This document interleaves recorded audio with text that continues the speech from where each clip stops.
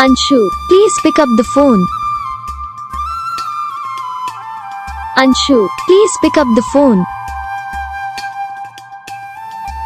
Anshu, please pick up the phone.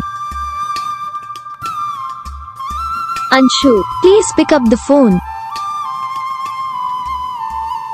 Anshu, please pick up the phone.